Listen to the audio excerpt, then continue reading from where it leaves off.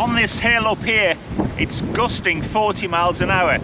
Now, the SAMI people of Norway were used to strong storms and still are, and they used the Lavvo to follow their herds of reindeer during the severe Norwegian winter, and they couldn't be wrong.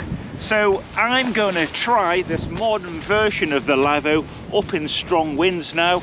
I've got with me a special method so I can entirely peg it out and then just put the tent up in one. So let's go.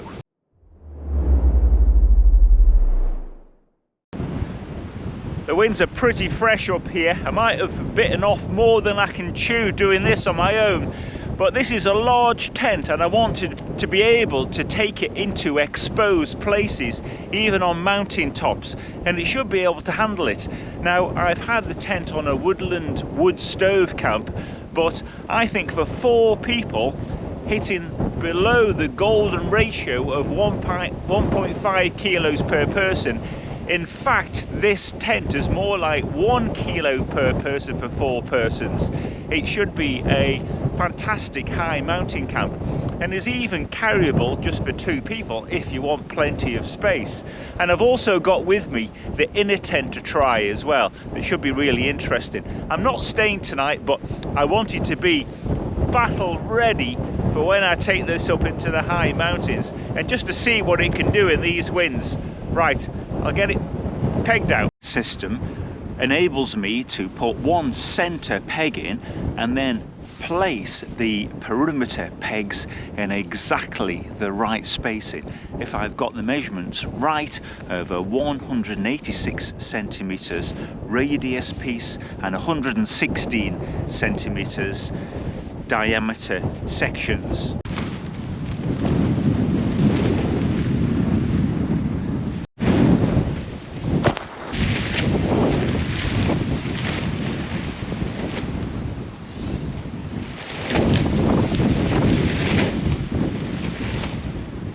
Right, on the whole, that's proved pretty stress-free.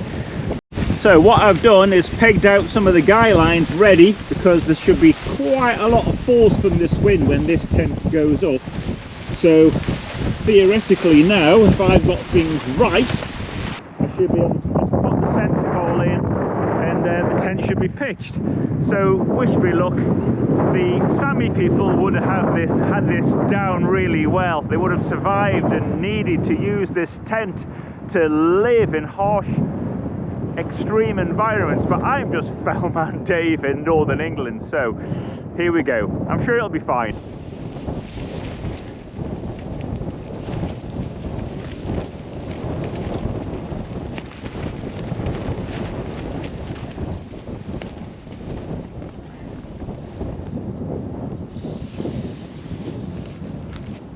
Well, that was real easy. I just had one of the guy lines at the side a little bit too tight that was stopping me, but that's fine. So time to tighten these guy lines up and put the rest out, and we'll have a look how it's looking. But at the moment, looks fantastic, doesn't it? In windy, stormy conditions, these little guy line retainers will really help to reduce any stress.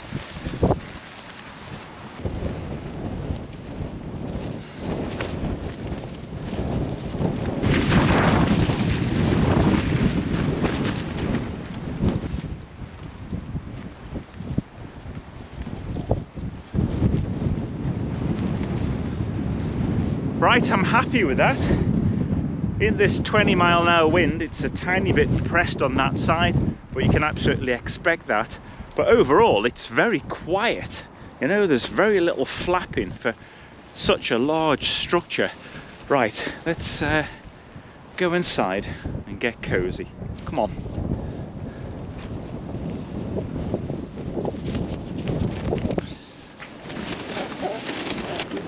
So if you haven't seen the video before, when I had the floor in, I'll put a link to that just here. But as you can see, the floor's got this overlap all around the outside, and snow flaps all around the outside. You could place rocks on those or snow. to make it extra secure. I've got one of the vents open at the bottom there. Here on the top is the stove jack, but I've got the cover on that and that's proving really solid. There's the top vent up there, which I've also got closed at the moment. Cozy here. I wish I was staying, to be honest. Nice place to be. Right, let's get this inner tent up. Right, this is the inner tent. Comes in its own bag, weighs 1.5 kilos, and you could put the floor down first. The floor's got a cutaway section for the stove to go here. Now, all in the inner tent, the floor and the outer tent, pole, all the pegs, guys and everything weighs just under 6 kilos, and that is still within the magic formula of 1.5 kilos per person. But the inner tent won't sleep 4 people, but let's have a look how spacious it is. So there's a first initial orange guide clip, and then you just follow the clips around. And incidentally, this is the back door here, and traditionally this was known as the bare door, and the back door was often used for ceremonial purposes, like taking out the dead out the back door. This is where the stove jack is, and this would be the front door or main door here, which is a slightly larger door. And here there's a gap between the door and the entrance on that side to the inner tent, and that means if you come in through that way you can place your dirty boots in that area, and on the other side, this side, you've got a door through to the stove, etc. And that's pretty much it. So you'll see on the inner tent, on the inside there's a mesh door only, but all the way around to keep the drafts out it's a solid panel. It's a T-section door. So the wood stove would be here. The footprint still fits this V shape, and you've got all this space here for your wood, your stove, your cooking area, and this would be your nice clean living area. And with this being a mesh panel, in the summer this would keep any insects out, but incidentally they'd struggle to get in anyway because everything is covered in mesh. The vents, the upper vent that's around the other side, both doors, and of course this comes down low all around. So it's a really, really weatherproof place to be. And apparently this inner tent's only for 2 people, but I think you could fit 2 adults and 2 youngsters in here, no problem at all. I'll take my shoes off and lie down inside. You go in first, like the tradition, like we always do. So here's the middle, just there.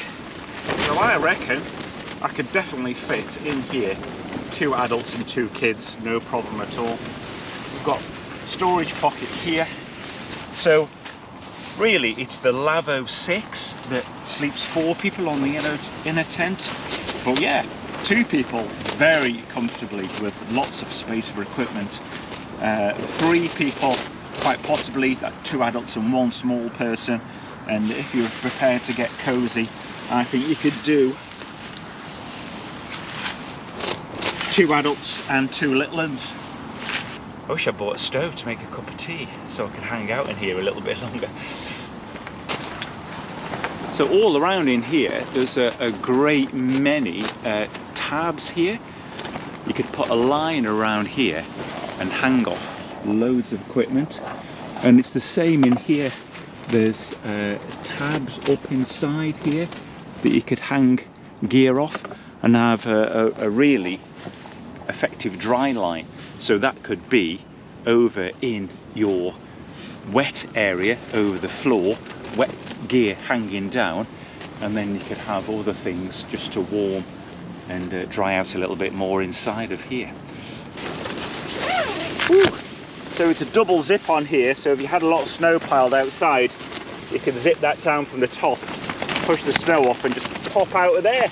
Whee! As usual, my Arctic fox or Arctic wolf is standing guard outside. Aren't you, honey? Hey? Just keeping watch. Checking for any reindeer coming, aren't you? Hey? or any wolves. Is it wolves? So are you an Arctic fox or are you an Arctic wolf? Which one is it? 1 tap for fox, 2 taps for wolf. Oh right, definitely wolf. Oh, wolf. This is where I live here, near these woods along here. You've seen some of my videos where I've been down the woods, so there's a village over there, and the woodland goes all the way down to the Northumberland coast. We're very lucky. It's a great place to live. This little hill actually is an old mining spoil heap, but it's a great place to test tents. Another cool feature is on each of the doors you can choose to have just half of the door open. So if it was really stormy, you could just have half of the door, or you could have the full door open. Another clever, thoughtful thing by NORTENT. The main designer at NORTENT, I think, is called Kjetil. So Kjetil, I salute you. So please click on like and subscribe if you've enjoyed this video. I'm going to put a time lapse on now of my reversing the process. Should be absolutely fine. And keep an eye out via the bell icon, because I've got a really lightweight version, like a tar tent that's stove capable. Should be really interesting. Right, we'll see you soon, and thanks for watching. And comment below if you like this. I'll put a link below to where you can buy one. Well worth it. It's not an inexpensive tent, but would be an expedition ready investment. Really good.